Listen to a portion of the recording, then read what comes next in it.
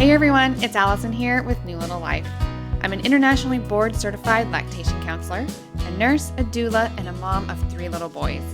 Here on the New Little Life podcast, we'll talk with real moms about their breastfeeding experience, the good parts and the bad, and share real and practical advice about breastfeeding.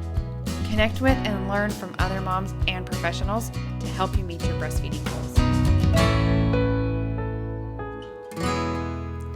Hello, everyone. Welcome back to the New Little Life podcast. Today, I have a chat for you that was really a lot of fun. This is Melissa. She's a mom of 2 and a fantastic health coach. She helps women address their relationship with food and find healthy habits. Now, that description of her really doesn't do her justice, and she'll tell you a little bit more about herself in the interview. But her story is a really unique one, much like all the mothers that I've talked with before. I actually left this interview feeling so uplifted and motivated in such a wonderful way. I can tell that Melissa is definitely in the right career field, because here I am supposed to be the host and asking her all these good questions, and she ended up giving me something really special. So this interview did not really go in the usual direction of the interviews here on the New Little Life podcast, but you're going to love it when we dive into some of the real life eating habits and give you some practical advice for busy moms with little ones. So she's going to share her breastfeeding story with us and then some really helpful advice. You have a lot to learn from Melissa. So let's jump right over there. Hi, Melissa. I'm really excited to talk with you today. We actually don't know each other very well, so we just met in the last 5 minutes. So this is going to be fun. I'm really looking forward to it. I'm excited. Thank you. Yay. Okay, so can you actually start out and tell me and my listeners a little bit about you, what you do, about your family, everything like that? Yeah, absolutely. So I am a holistic health and life coach. I help women break free from sugar and stress eating so they can be calm and confident and in control. I have a 10-year-old son and a 12-year-old daughter. I've been married to my husband for 13 years, and I live in Arizona where it's warm and sunny. Ooh, I'm a little jealous. It snowed here today in Belgium, which is not very common. Oh my But gosh. some sun sounds really nice, actually. Yeah, it's not always warm, but it's always sunny. So that's a plus. A health coach. That's so interesting. Can I put your link down in the description? I might click on it myself because that sounds like something that I need. Some help with some sugar and eating. That is so cool. Are you doing stuff virtual now, or do you usually do stuff in person? What are you doing with that right now? I've always done virtual. I've had clients all over. So virtual, like COVID didn't change a lot for me in my business, to be honest with you, because I was always virtual. So isn't that nice? Some of these businesses that were already online have done really well. And for a lot of other people, they had to pivot really fast when everything shut down. Yeah. Well, good for you. The year of the pivot is what I call 2020. Oh, man. There's some really, really interesting names that people have come up for the year 2020. Thankfully, we're in 2021 now. It's not looking that much better yet, but we're hopeful. Yes, and it doesn't have a name yet, so. Oh, my word. We can do this. Yes, we can. We can. Okay, so I'm going to talk to you about breastfeeding. Your kids are, you said 12 and 10? Mm-hmm. All right. So can we just start at the beginning? Like, you're a first-time mom. What were your plans? Had you ever been exposed to breastfeeding before? What were you kind of thinking? Can you just start at the beginning? Yeah, absolutely. So, it's funny when you asked about being exposed to breastfeeding, and the first thing that came up, Allison was having a friend over, my parents' friend, when I was a young girl, and she had a baby and she was nursing him. And so she's sitting on the couch with the blanket over her. Yeah. And that's like what comes up. I wasn't going to do it. I was that mom who had the planned C-section because I have control issues. Mm-hmm. And so I had the planned C-section. I was not going to breastfeed, and I was just going to bottle feed because I wanted control of myself and my body, to be honest with you. So that was kind of my exposure and kind of my initial starting point before I had our firstborn. And then everything changed.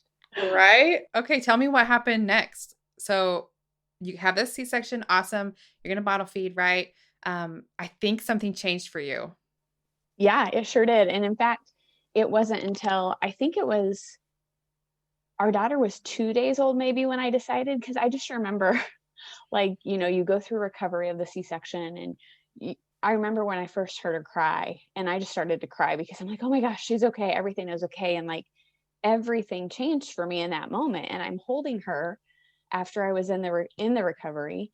And I'm like, oh my gosh, I just love her so much. I can't imagine not giving her the best. And, I think they had probably talked a little bit about breastfeeding and the pros and the benefits of it, but it didn't resonate with me until I was holding her. And I'm like, I really kind of owe it to her to try, because if it is so beneficial to her and me, why would I not do that? So I was that mom in the hospital who didn't plan on it. I didn't have a nursing bra. I had a nightgown that didn't work for nursing because I had to pull everything up and like be totally naked to breastfeed. It just was so interesting. It like totally transformed me, to be honest with you, because here I was, this control freak who, was very much in control and in charge and very modest. And that just all went out the window.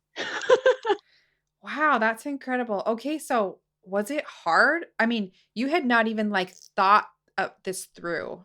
I, what was going through your brain? How did you start that breastfeeding process? It was hard. And I remember, we tried, and we had the most beautiful lactation consultant. Like, she was Oh, good. amazing.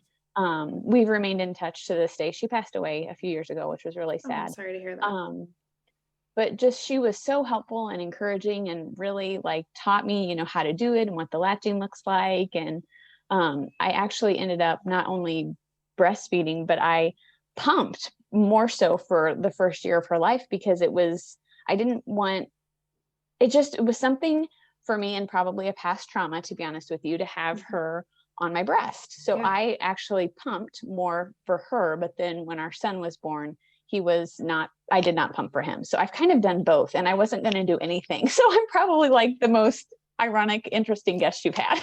Right? Okay, to be honest, I did not know exclusive pumping was a thing until I really entered the lactation world because nobody talks about this. And it wasn't until I'm like, I'm a lactation counselor, I'm in this world, and people are like, I'm an exclusive pumper. And I was like, what? Why? Mm-hmm. Yeah. But there's so many reasons that women choose to Mm-hmm. do that.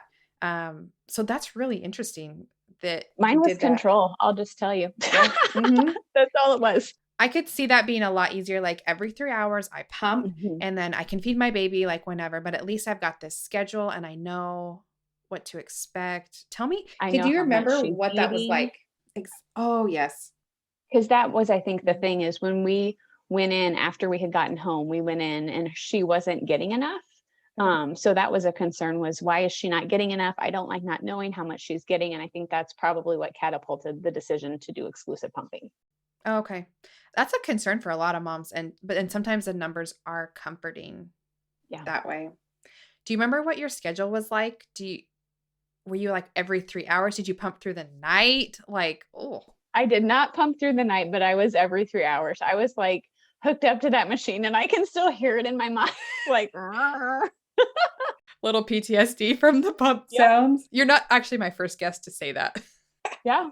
Yep. Yep. But Yeah. I would, my husband was so amazing, because she would get up in the night for the first 8 weeks. At 8 weeks, she came through the night. But prior to that, she would get up and he would give her the bottle, and I would pump, and we would, pretty much on the clock. Yeah. That's another It was benefit very of confining, to be honest with you. yeah. That's another benefit of pumping is that your partner can help a little bit more. So that's nice, but you still are kind of stuck to that pump. Mm-hmm, What mm-hmm. kind And of pump did you have? That was like what, 12 years ago? yeah, Do yeah. you I had remember? is it the Medela? Probably. They've been around for a long time, so. Mm-hmm. Yeah, yeah.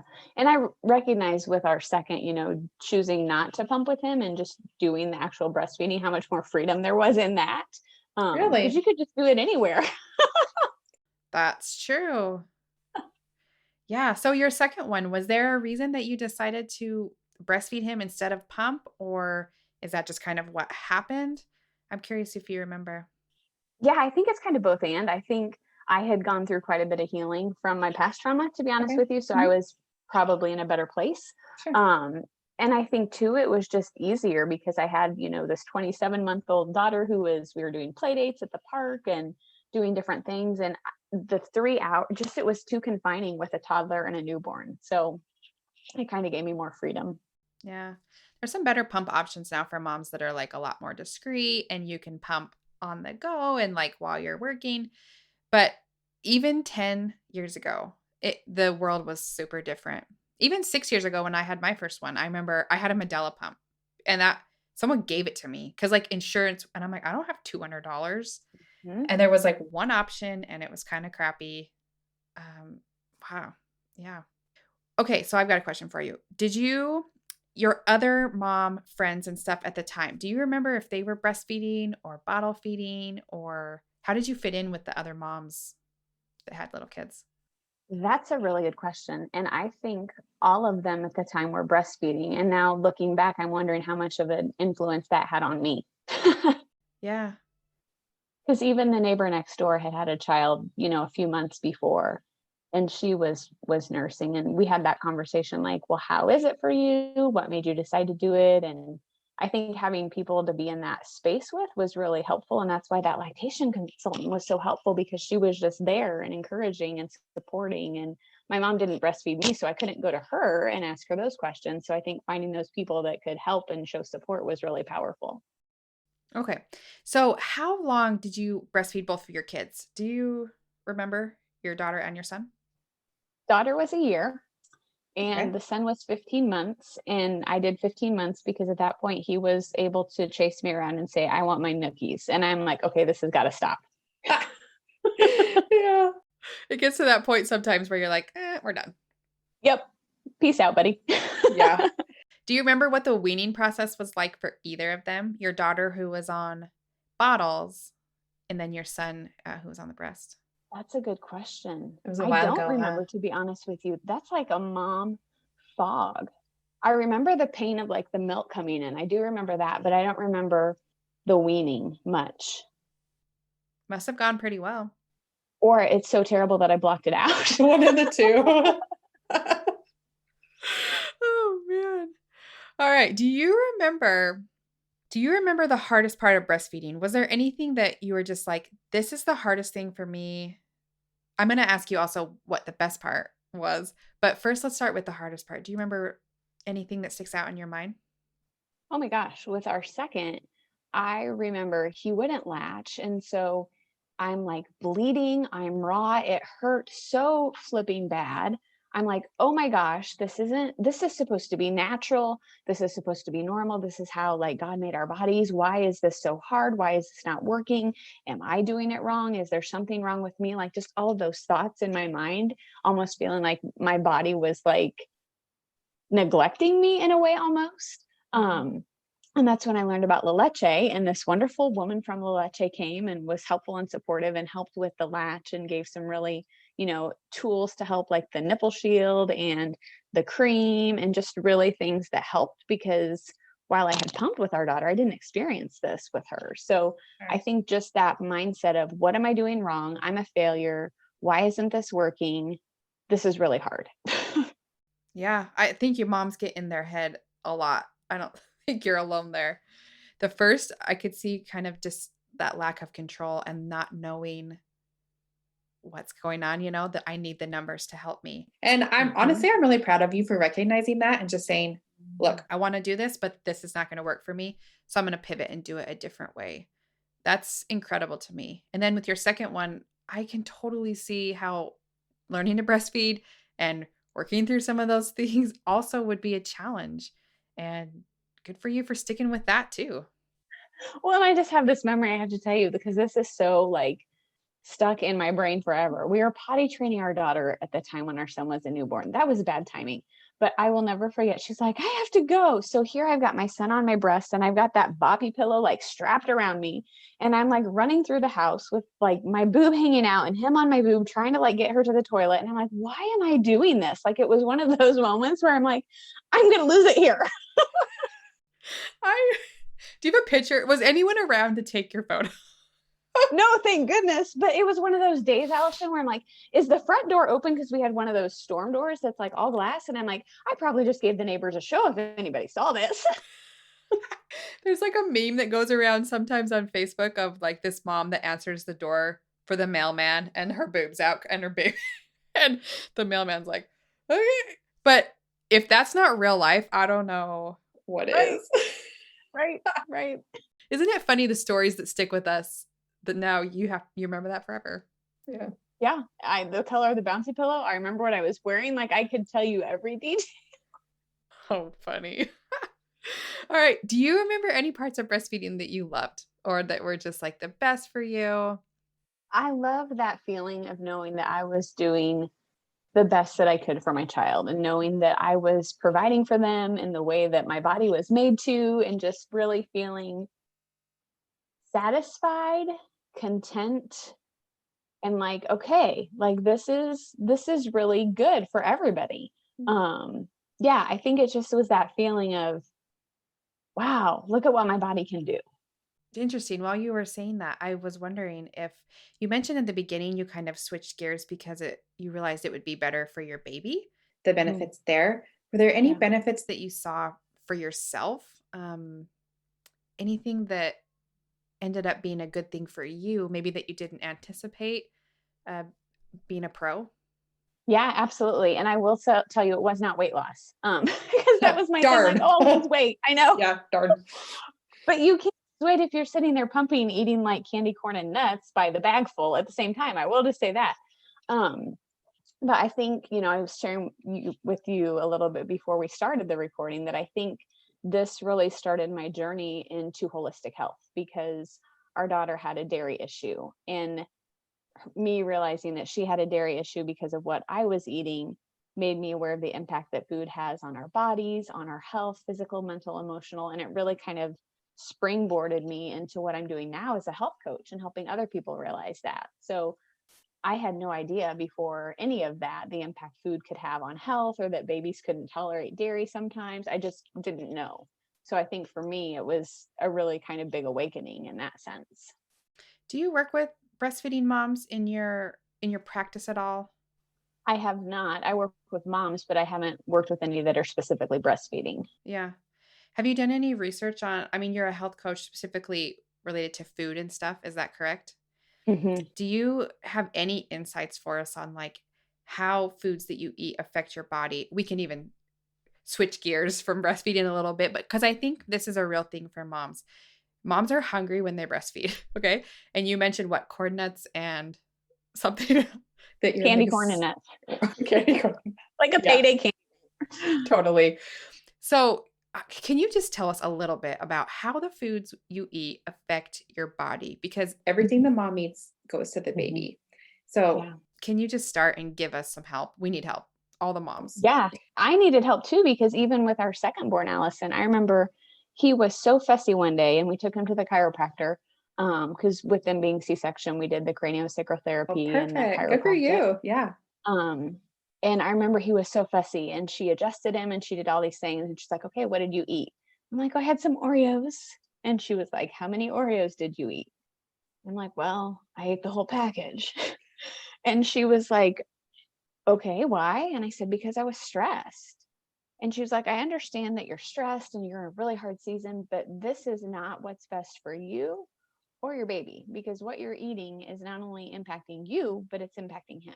And so I think that was another, awakening moment to the impact of food. And food impacts everything. I mean, it impacts your mindset, it impacts your energy, it impacts your brain fog, it impacts for me, my mental health is definitely a huge connection between food and mood. It impacts your immune system. I mean, it impacts every area. And I think a lot of times we think it's just weight, and that's a part of it, but there's so much more that we don't even know about.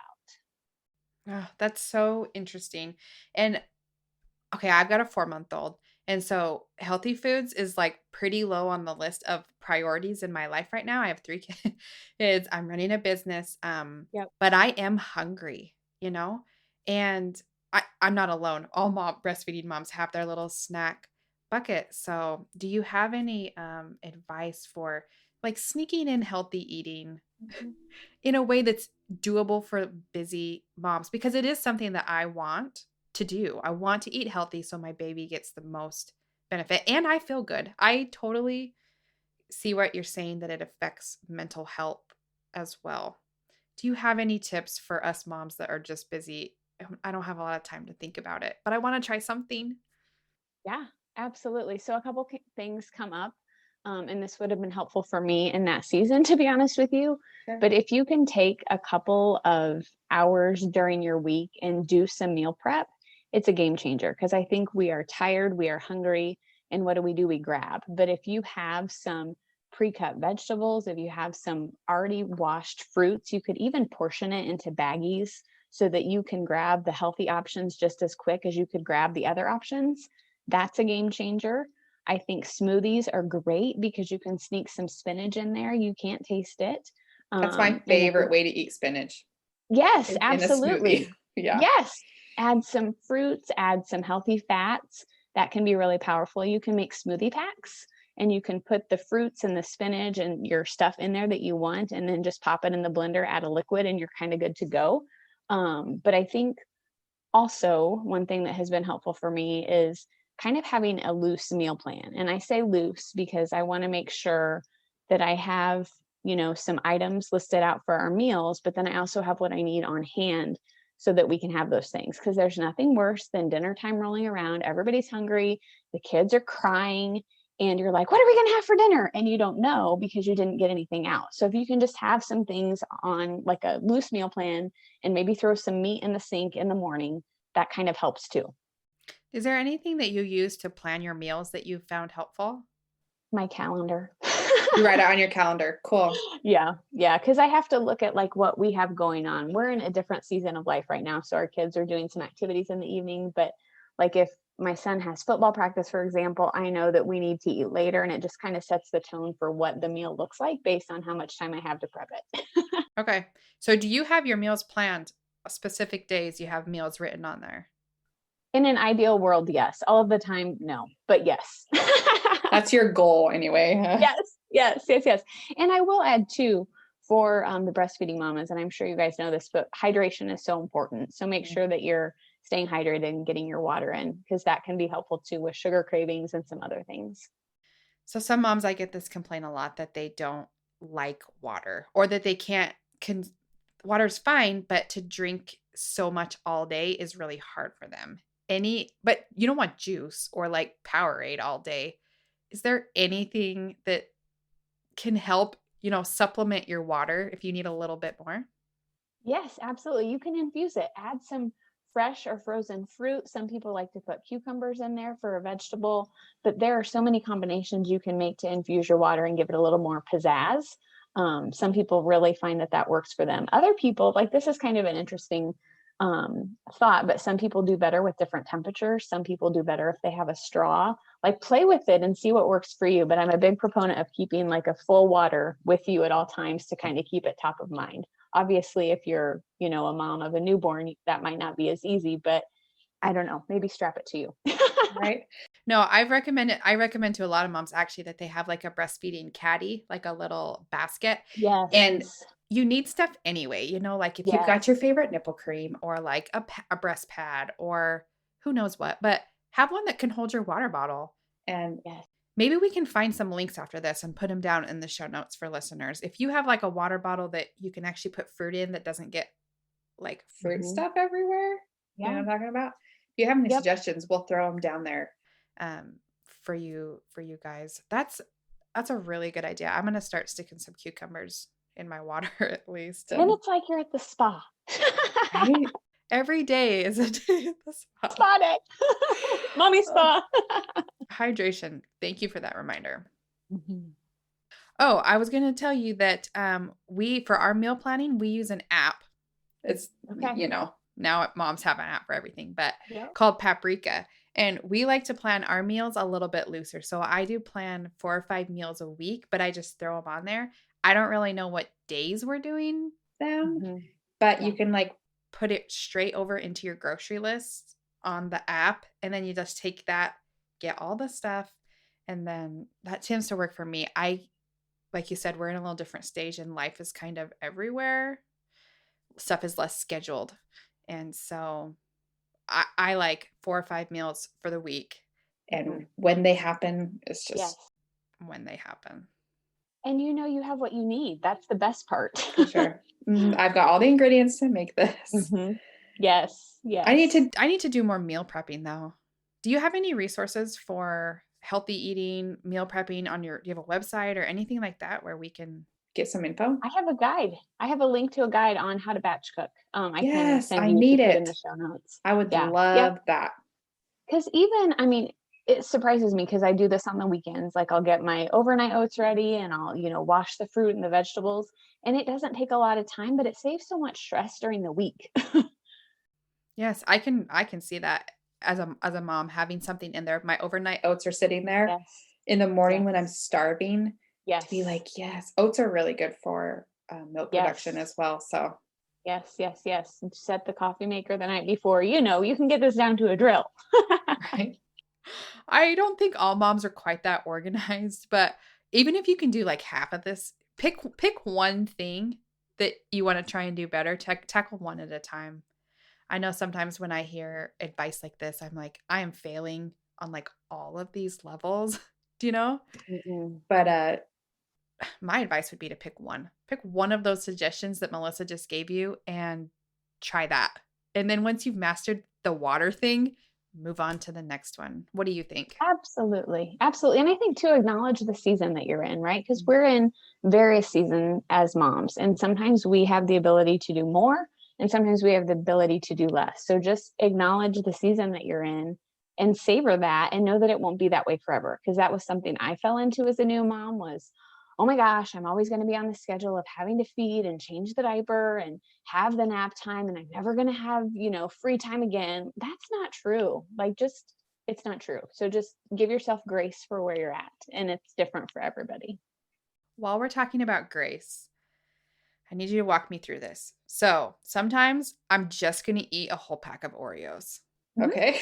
Now, Yeah. I feel guilty about that. You know what I mean? Like, Mhm. how I'm sure, do you teach this kind of stuff in your coaching? And I know moms do this too. Like, I'm starving and I grabbed whatever was close and now I feel kind of bad about it. What do you say to a mom like that? Replace judgment with curiosity. Because the fact that you are feeling guilty over eating the Oreos could lead to what I call a shame spiral. And that's really a negative place to be.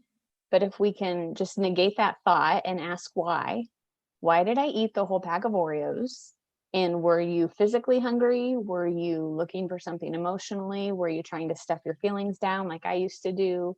If you can figure out why you're doing that, and then see if that is in alignment with your desired outcome. And if it's not, you can pivot. So replace the judgment with curiosity. And the other thing I realized last night that I also like to do is ask, okay, this didn't go or look how I wanted it to, but what can I do differently next time? So use it as a learning opportunity. I love that. Replace judgment with curiosity. Dig into the whys. Oh, that's excellent advice. So, can you tell me, as we're kind of finishing up here, what you do as a health coach? Because I know we started with some breastfeeding stuff and now we're someplace different.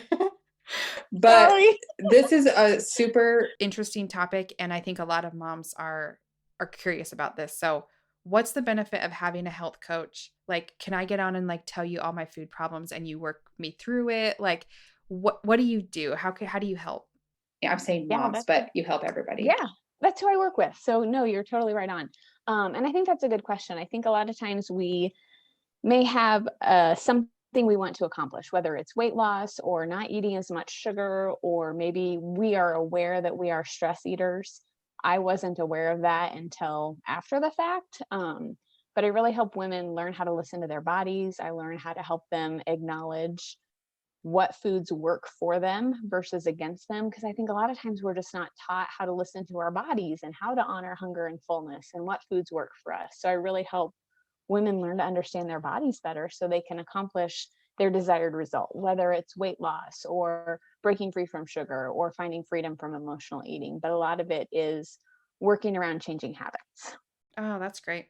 And to have that personal relationship, someone that can dive into your life and your eating habits, why you're doing things, sounds like a really nice way to kind of change your habits, like you said. Absolutely, because one size doesn't fit all. And I think a lot of times we go into something health related and we try something that we think works for the masses and it doesn't work for us. And then we feel guilt or shame or like a failure. And the reality is it wasn't maybe made for us. Like, we're all different and unique. So we need to learn how to honor our uniqueness. Is there a good time postpartum? And you're not a health professional, but I just want your opinion on this. But do you feel like there's a good time or maybe a bad time postpartum to dive into changing new habits and stuff like that? I think it depends. I think habits are powerful. I think you can always change your habits at any time. I think it would depend on your bandwidth and what you have the capability for, because it goes back to those seasons as moms. Like for me, when I think about, having that 27-month-old and that newborn, no way, Jose. So Yeah. I think making sure you're in a space where you do have the time and energy to focus on yourself and maybe making some changes and having the space to do that. So depends on the situation. Perfect. And giving yourself a little grace to realize it's not right now. It might be in a month or it might be in a year. But Absolutely. yeah, I love And that. it's never too late, right? I think that's another thing. It's never too late. Perfect. Ah, okay. I've loved this conversation today. I So have too. We should do it again. thank you, Melissa. And I'm going to put your links and stuff down there because I think moms are really interested in everybody wants self betterment. And it's extra important while you're breastfeeding, I think, because taking care of yourself and especially the foods you eat that are directly going to your baby, but also your mental health. And all of these things are going to make you a better mother and make your baby happier, family life better, your personal fulfillment. I mean, do you agree? I totally agree. It's so Yeah. powerful. And I get really frustrated, Allison, when I hear people say self-care is selfish, because I think we've kind of been taught that. And it's really not true, because you can't pour from an empty cup. When I was not caring for myself and I was curled up in the couch on fetal position when my husband came home because I was so exhausted, I wasn't serving anybody and I wasn't caring for myself. But I think when we learn that in order to be the best version of ourselves for those around us, we have to take care of ourselves. That kind of changes things. I love that reminder. And it would be so nice to do kind of a self care thing for you that bettered your health, like paying more attention to what you're eating, kind of digging into that. It doesn't always have to be manicures and a day at the spa, which honestly Absolutely. is unrealistic with a tiny baby. So Absolutely. if Absolutely. you're looking for some self care that's going to go a long way, I think starting even just a little chat. Do you do consults? Like I just to do. kind I of do. get an idea of what you do? Cool. This wasn't meant to be like, hey, look at Melissa. But I think what you offer to moms especially is so valuable. Thank you. I just know for me, when I was able to acknowledge that I was worth taking care of, it changed everything for my family. Because now I can teach my kids that too. And they don't have to grow up with the mindset of, oh, it doesn't matter, I'm not worth taking care of. Like, it's just, it's a different mindset and a different opportunity for them than I had. So I'm thankful. Yeah, motherhood does that to you. It really, if you can be the person you want to be, you're affecting generations. I mean, really. Amen. Perfect. You might not feel like it at the time, but you really are. I mean it. Yeah, I can see that. Is there anything as we end this interview that you would like to tell new moms, either breastfeeding moms or in relation to their health? Is there any like little last nugget that you can share with listeners just to give them some uplifting advice or something that you've learned, anything at all? I just remember, Allison, when my kids were little, and you're having one of those days and you're maybe out in public and someone will say, oh, enjoy it now because it won't last forever. Like, I hated that comment because Roll I your felt eyes. guilty. Right, right. Because I Mhm. wasn't always enjoying it. And I felt guilty because I felt like they were telling me how I should feel. And I didn't feel that way. And then I felt guilty because I wasn't enjoying it. It just brought up all of these emotions. So, my encouragement, I guess, is to just be real and present with your feelings, acknowledge them. They're not right or wrong. They're not good or bad. Your feelings don't make you a bad mom. Just be you and know that it's a journey. Find a community that can support you and walk you through it, because it's so much better when you have people that are on your side and doing it with you. But just know that bad moments or those feelings don't make you a bad mom. Oh, that's a perfect note to end on. Give yourself a little grace, and you are not a bad mom because you have a bad feeling in the moment. Perfect. Melissa, thank you so much for talking with me today. I have loved this conversation. You'll be able to find all kinds of stuff in the show notes, so don't forget to check out down there. You can also see everything that New Little Life has to offer over on my website, which is newlittlelife.com. And we'll see you on the next interview. Thanks, Melissa. Thank you, Allison. This was awesome. I love what you're doing for moms. So keep up the good work. I needed you in my corner 12 years ago. You're so sweet. Thank you so much. Thank you.